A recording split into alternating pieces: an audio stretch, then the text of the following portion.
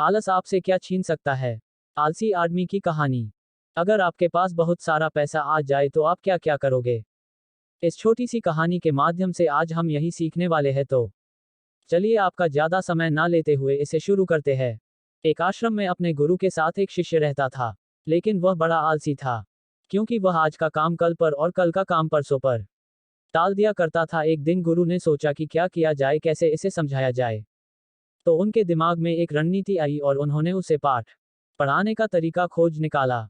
उन्होंने अपने शिष्य से कहा कि ये काला पत्थर मैं तुम्हें देकर जा रहा हूँ। इसकी मदद से तुम जिस भी लोहे की चीज को घिसोगे वह सोने की बन जाएगी।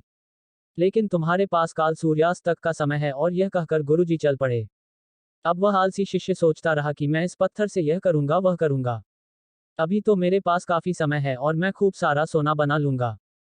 आलसी आदमी ने सोते सोते बहुत ख्वाब बुन लिए, लेकिन उनको पूरा करने की जहमत नहीं उठा रहा था, मतलब प्रयास नहीं कर रहा था, सिर्फ सोच रहा था। और सोचते सोचते उसका एक दिन बीत गया।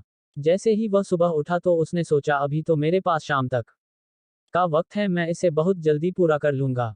देखते देखते दोपहर हुई, उसने खाना खाया और सोचा थोड़ी देर आराम कर लेता हूँ, उठने के बाद कर लूंगा।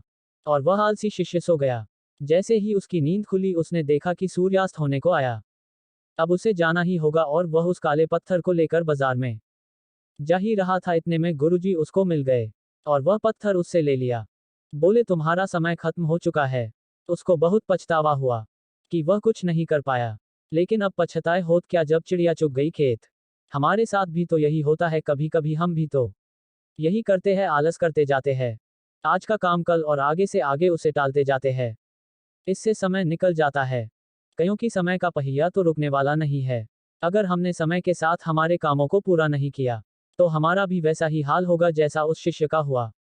और आपको एक बात बता दूं, सचिन तेंदुलकर जब मैच नहीं होता था तब भी क्रिकेट के लिए प्रैक्टिस किया करते थे।